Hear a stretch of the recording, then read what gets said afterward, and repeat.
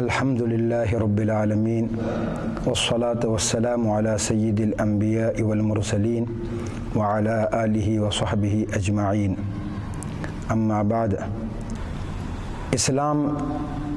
کے معنی سلامتی کے آتے ہیں اور ایمان کے معنی امن کے آتے ہیں۔ اسلام سراپا سلامتی والا، امن اور شانتی والا مذہب ہے۔ تو اسلام کی پوری تاریخ اگر ہم دیکھیں تو وہ انسانیت کے ادب و احترام سے معمور اور بھری ہوئی ہے۔ ہمارے نبی صلی اللہ علیہ وآلہ وسلم نے جو اخلاق پیش فرمائے اور جن اخلاق کی تعلیم دی ہے، اس میں یہ بات ارشاد فرمائی کہ المسلم من سلم المسلمون من لسانہ و یدہ، کہ مسلمان وہ ہے کہ جس کے ہاتھ سے اور جس کی زبان سے دوسرے مسلمان محفوظ رہیں۔ یہاں صرف مسلمانوں کا حوالہ اس لیے دیا گیا کہ مسلمان وہ ایک کمیونٹی کے اندر رہتے ہیں، مل جل کر کے رہتے ہیں، اس حوالے سے یہاں پر مسلمانوں کا ذکر کیا گیا، ورنہ تو مسلمان وہ کہلاتا ہے جس کے ہاتھ سے، جس کی زبان سے ہر انسان محفوظ رہے اور ہر آدمی مامون رہے۔ تو انسانیت کی سب سے زیادہ تعلیم اسلام دیتا ہے اور اسلام نے سب سے زیادہ اس پر زور دیا ہے، اور نبی اکرم صلی اللہ علیہ وآلہ وسلم نے اپنے اخلاق کے ذریعے اور اپنی تعلیمات کے ذریعے انسانیت پر اتنا زور دیا کہ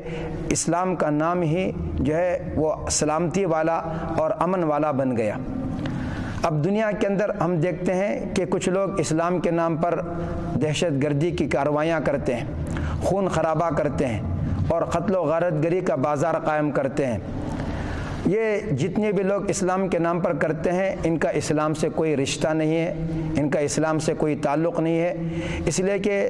دنیا اسلام آیا ہی اس لیے ہے کہ دنیا کے اندر امن و امان کو قائم کیا جائے، شانتی کو قائم کیا جائے اور ایک دوسرے کا ادب و احترام اور ایک دوسرے کی عزت کرنا یہ سکھایا جائے۔ اسلام اسی کے لیے آیا۔ تو جو لوگ دنیا کے اندر خون خرابہ کرتے ہیں، اگر وہ اسلامی نام رکھتے ہیں اور اپنے آپ کو مسلمان کہلاتے ہیں، تو سچی بات یہ ہے کہ ان کا اسلام سے کوئی رشتہ نہیں ہے اور اسلام سے ان کا کوئی تعلق نہیں ہے۔ اس لیے کہ اسلام کے ماننے والے وہ ہوتے ہیں جو دوسروں کو امن اور شانتی دیتے ہیں اور دوسروں کا ادب و احترام کرتے ہیں، ہر کمیونٹی کا احترام کرتے ہیں۔ کوئی بھی مذہب کا ماننے والا ہو، اسلام یہ بتاتا ہے کہ اس کی عزت کرو، اس کا احترام کرو، اس کے حقوق کو ادا کرو، اس کے حقوق کو پامال نہ کرو۔ یہاں تک کہ جنگ کے موقع پر بھی نبی اکرم صلی اللہ علیہ وآلہ وسلم نے ایسی ہدایات دی ہیں جو کسی اور مذہب کے اندر ویسی ہدایات ہم کو نہیں ملتی۔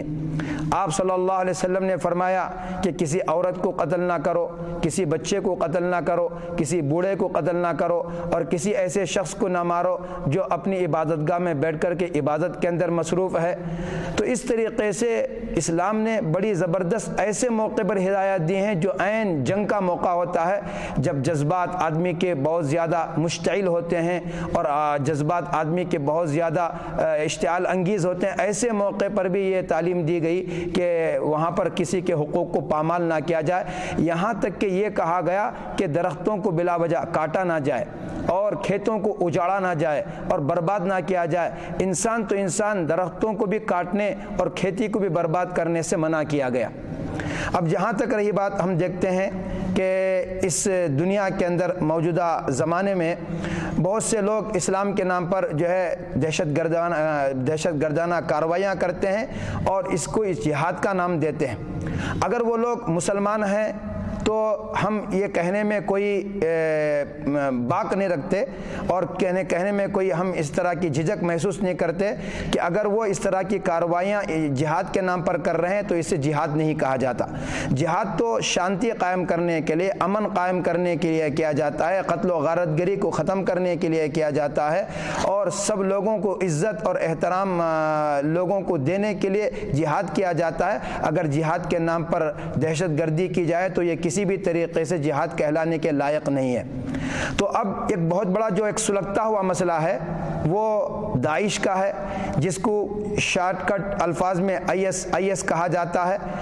ان کے بارے میں یہ کہا جاتا ہے کہ یہ مسلمانوں کی تحریک ہے اور مسلمانوں نے برپا کیا، اور جس طریقے سے یہ اس دنیا کے اندر خون خرابہ کر رہے ہیں تو ان کے اس عمل سے لگتا ہے کہ ان کا اسلام سے کوئی تعلق نہیں ہے۔ سچی بات تو یہ ہے کہ اس کارروائی کے اندر جو لوگ ملوث ہیں حقیقت میں وہ مسلمان کہلانے کے لائق نہیں ہیں۔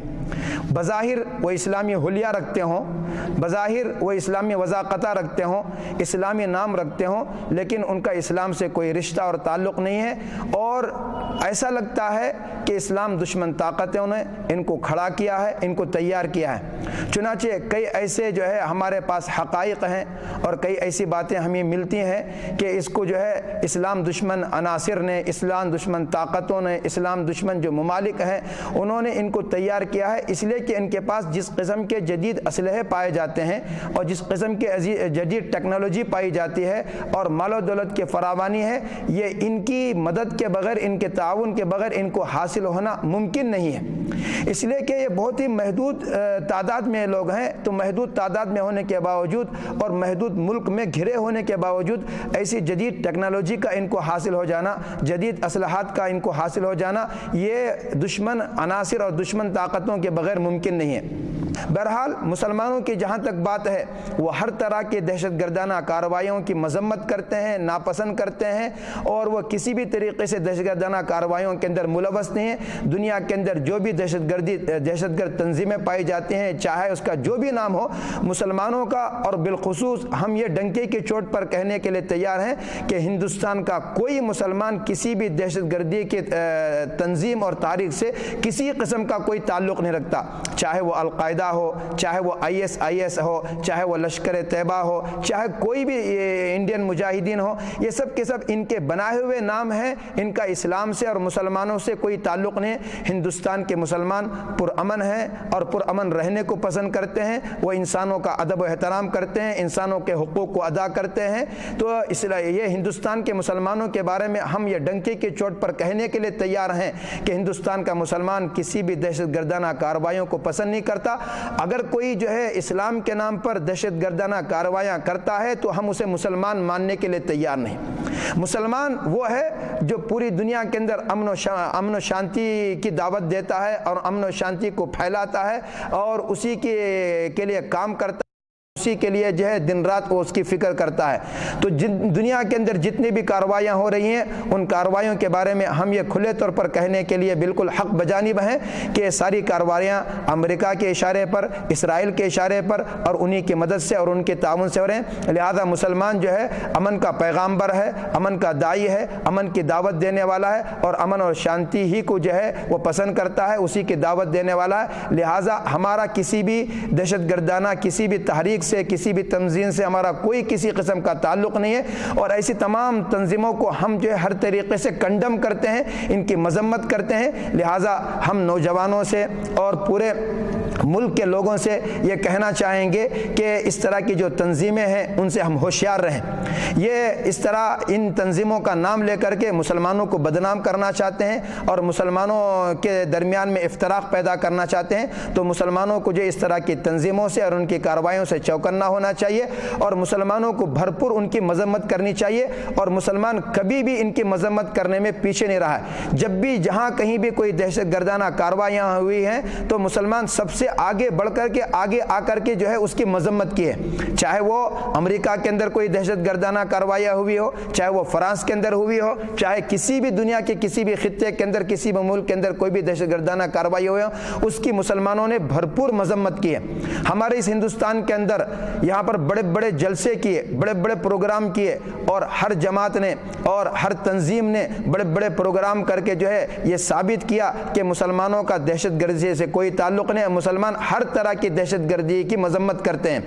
جو لوگ اپنی تنظیمیں بنا کر کے دہشت گردی کر رہے ہیں ان کی بھی مذمت کرتے ہیں, اور جو حکومتی سطح پر دہشت گردی کی جا رہی ہے حکومت کے لیول پر اس کی بھی مذمت کی جاتی ہے. لہٰذا ہم سب کو یہ دعوت دیتے ہیں کہ دنیا کے اندر اگر امن و امان قائم کرنا ہے تو ہم سب کو مل کر کے انسانیت کی خدمت کرنی ہے, اور انسانوں کے فائدے کے لیے اور انسانوں کے مفاد کے لیے جو ہم کو کوشش کرنی چاہیے اس کے لیے ہم کو آگے بڑھنا چاہیے. اور اس کے بغیر ہم یہ چاہیں کہ دنیا کے اندر امن و امان قائم ہو جائے تو یہ ہمارا خواب ہے جو ادھورا ہی رہے گا اور پورا نہیں ہوگا. میں انہی باتوں پر میں تمام اپنے بھائیوں سے اور بہنوں سے اور تمام ہندوستان کے لوگوں سے یہ گزارش کرنا چاہوں گا کہ دشمن کی سازشوں کو ہم سمجھیں اور اپنے آپ کو اچھے اخلاق کے ساتھ ہم پیش کرنے کی کوشش کریں اور اچھا نمونہ پیش کریں. اگر ہم ہندوستان کے اندر جو ہے یہ چاہتے ہیں کہ اس ملک کے اندر جو ہے امن اور شانتی قائم ہو تو ہمیں آگے بڑھ کر کے انسانیت کی خدمت کرنی چاہیے, انسانوں کو اپنے گلے لگانا چاہیے, ان کے ساتھ اچھے اخلاق سے پیش آنا چاہیے. ہمارے نبی صلی اللہ علیہ وسلم نے اپنے اخلاق کے ذریعے سے بھی اور اپنی تعلیمات کے ذریعے سے بھی انہی باتوں کی ہم کو تعلیم دی ہے, اور ہم کو یہی روش اور یہی رویہ اختیار کرنا چاہیے. وآخر دعوانا ان الحمد للہ رب العالمین.